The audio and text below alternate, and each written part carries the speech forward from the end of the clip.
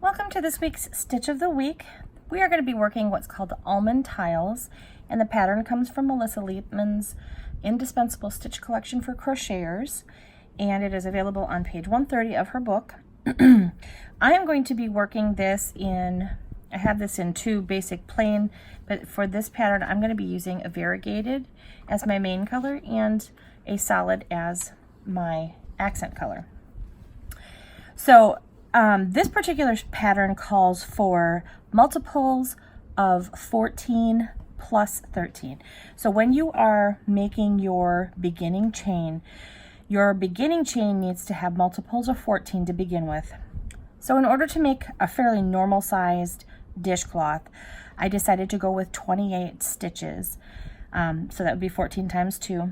And then because I needed an additional 13, and that puts me right at 41 beginning chains, which is pretty much like my ideal washcloth size. I like to keep my dishcloths somewhere between 35 and 42 for a beginning chain. That just makes a nice decent size. All right, so we're going to go ahead and get started. I am using a number 7. Oh, where's the camera? There we go. Number 7, 4.5 millimeter. And I'm going to begin with a chain of 41 for my starting chain.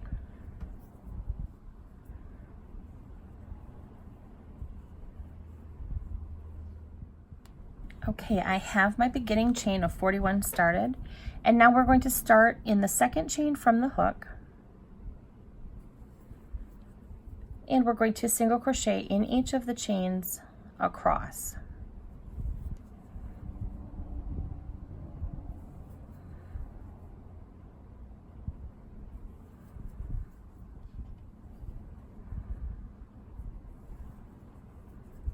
All right, I'm finishing up my beginning chain, and the second row we are simply going to chain 1, turn the work, and you're just going to single crochet in each single crochet across.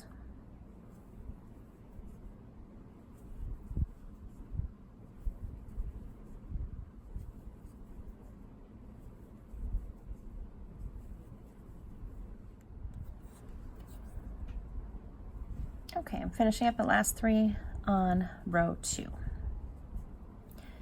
Now here's where you to make a decision on how you want to do this. I am going to cut mine because I prefer to weave in my ends. You can carry your work up alongside and not make cuts. I'm just going to talk to you about these. There are long ends and there are short ends like this, because this starts with a single crochet here and this starts with a double crochet here. You can carry your yarn up the short ends easily. I did not care for the way that it looked myself, so I opted not to do that. I'm not real fond of the whole, being able to see the yarn. I like to have it tucked in so that I don't necessarily have to put a border on it. I can just do it the way that it is, because I like to just have open sides. I don't necessarily like to border everything. So because I prefer to have that open look on the end, I don't want to have sides that I feel like I need to cover. Now, like I said, this is completely up to you. You can carry your work up along the short rows like that if you want to. Otherwise, you can just do as I'm doing. I cut them and then I join before I change my row. And then for round 2 and 3, we're going to be starting with a chain 1 and turning our work and single crocheting into that first single crochet. And you can work this yarn and hold it along the back side as you're going along. All right, so on row 2, well, what they call row 2, because this is foundation row and then this is row 1. So on the first row of what we're going to call your almond tile, you're going to single crochet once. Now the next 2 stitches you're going to do a half double crochet. We're going to be creating that eye right now. So 1 and 2. For the next 2 stitches, do a double crochet.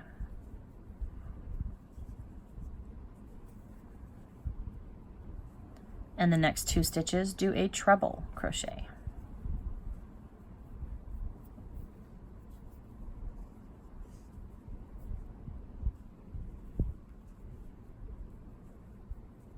And just so that for my own sanity's sake, I'm just going to stop holding these.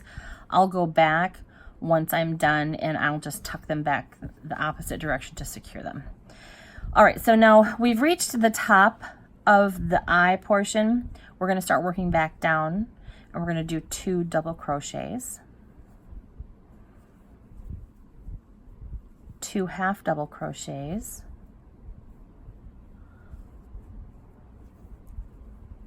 and 1 single crochet.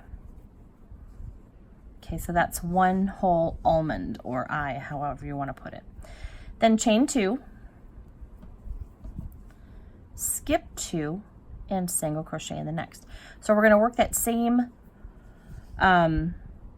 stitch repeat going across. So that's 2 half doubles, 2 doubles,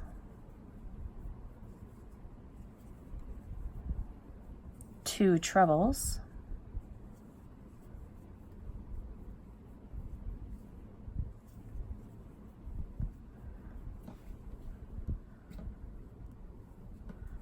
two more doubles,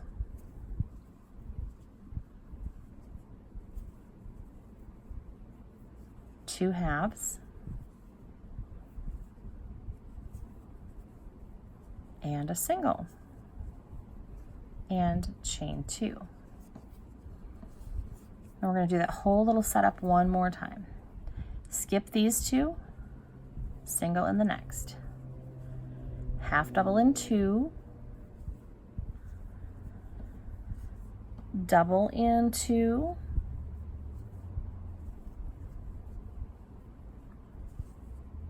treble into 2,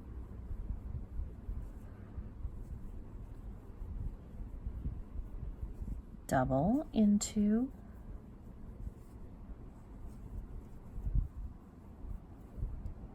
half double into 2, and single into that last one. All right, we've got 3 little waves started. We're going to do that one more time. So chain 1 and turn. Now the exact same stitch repeats that we did going across, you're going to do them again. Because what we're doing is we're creating the height. So we're doing 2 rows exactly the same. Single, half double into 2, double into 2, treble into 2,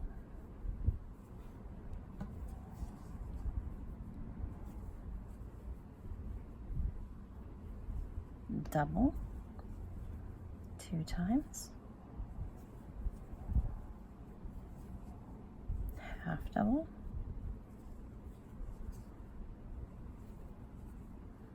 and a single. And then you'll chain 2, and you'll get ready to do that repeat another 2 times. All right, so I'm going to let you finish up this row. I'll meet you back up over here when you complete it. All right, I have completed my row, and I ended with a single crochet. I'm going to go ahead and clip, and I'm going to go back to my accent color.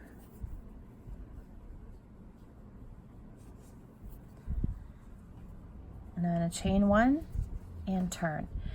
Now these are the best rows because you don't have to do a whole lot of thinking, just single crochet into every single stitch. And I'll show you what to do when we get to those chain 2 spaces.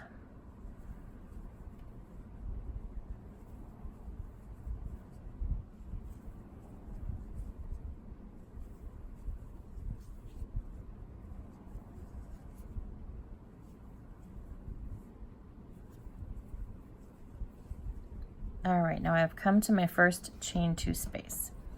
So what we're going to do is we're going to do a double crochet around these chain 2s.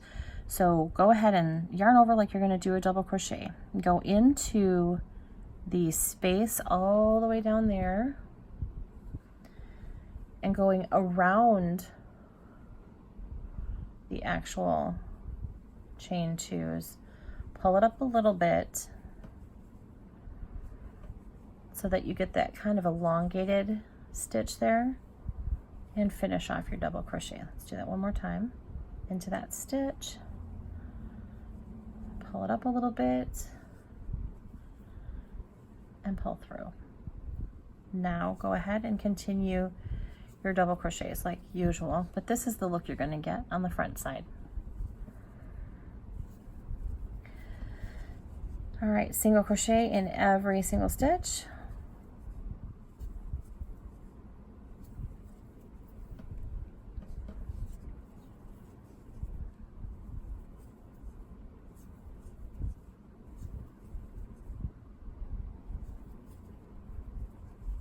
Okay, we're at that chain 2 space again.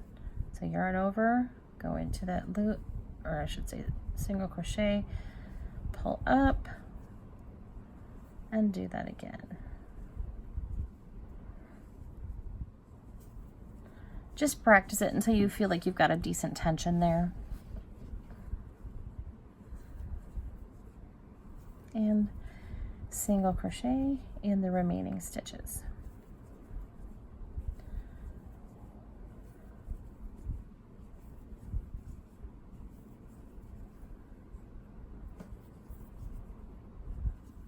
Okay, let's do the next row.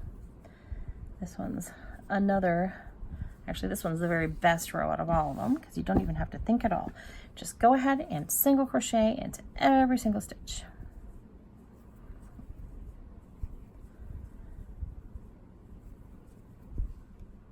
Okay, I have completed round what we're going to call 5, because this is our foundation row, row 1, row 2, row 3, row 4, row 5. All right, so we are going to join again with our secondary color.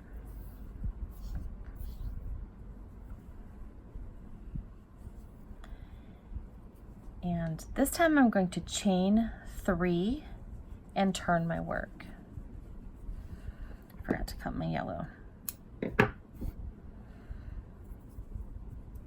Now this is going to be like we're starting at the tail end of one of these humps. When we do that chain 3 turn, that's going to become our double crochet. So we're going to skip this very first single and we're going to double into the next. And then we are going to half 2 times. We're going to single once, and then we'll start that chain 2, skip 2 pattern. So this takes 1 single and then 2 half doubles, 2 doubles, and we're going to be working into the valley. 2 half double, or not half doubles, 2 treble crochets. Sorry about that.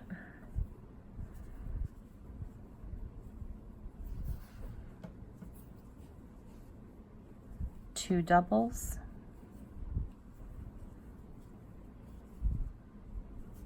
two half double crochets, a single, chain 2, skip 2, single, 2 halves,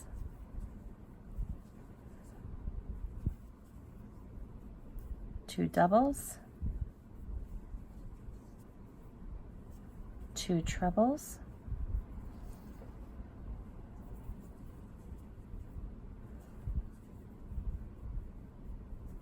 two doubles, working back up the other side of the hill, 2 halves, 1 single, and a chain 2, skip 2, single, 2 halves, and 2 doubles, same way we started. And you're going to chain 3 one more time, because remember that what we put in this row, you're going to repeat in the next row. So if there's a treble, you're going to put the trebles in the trebles, the doubles in the doubles, the halves in the halves, the singles in the singles, and chain 2 skips in the exact same places. So chain 3 and turn, skipping that first one there, going into the next, do 1 more double, half, half, and single, chain 2, skip, single, half, half, double, double, treble, treble, double,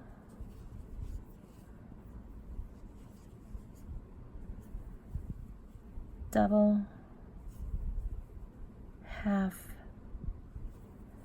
half, and single. Go ahead and keep going. Okay, I've come to the end of this row. Make sure that you put your last double crochet into that chain 3 that you started your row 6 with, because that counts as a double crochet. I'm going to actually back that back so that I have 2.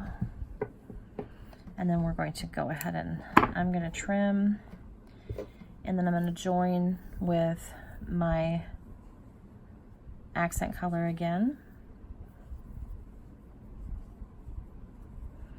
Chain 1, turn, and single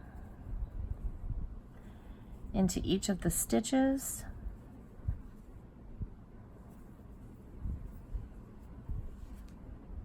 When we get to the chain 2 space, it's the exact same procedure as before. So yarn over into this yellow row, pull up your double crochet.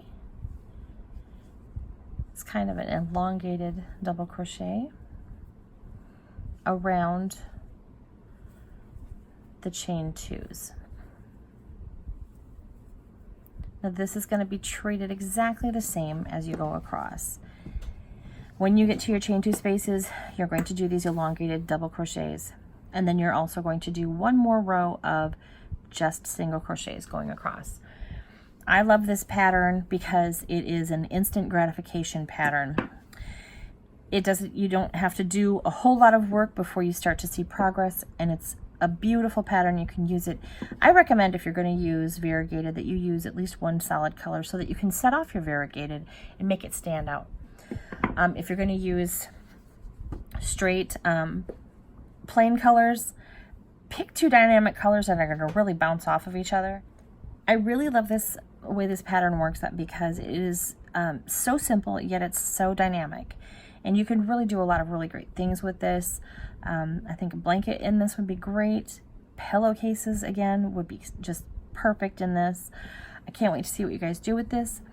But in order to achieve a washcloth or a dishcloth, if that's what you want to complete this project with, your pattern repeats are going to be through rows 1 through 8.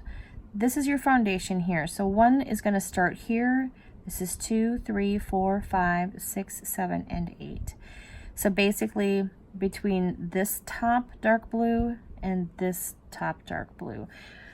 So I did a total of 3, 1, 2, 3 of the 1 through 8 repeats, and then I finished off with rows 1, 2, 3, and 4 one more time, because I wanted my bottom to match my top.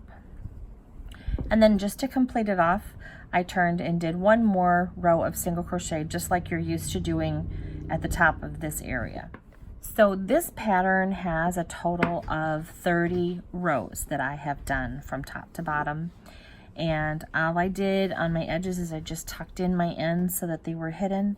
And I guess even if you wanted to flip it over, that's got kind of this really neat, almost lacy look to those single crochets. It's kind of pretty. So can't wait to see what you guys do, what you come up with as far as your dishcloths are concerned. I'd love it if you would come onto the Busy Crochet business page and show me all of your progress.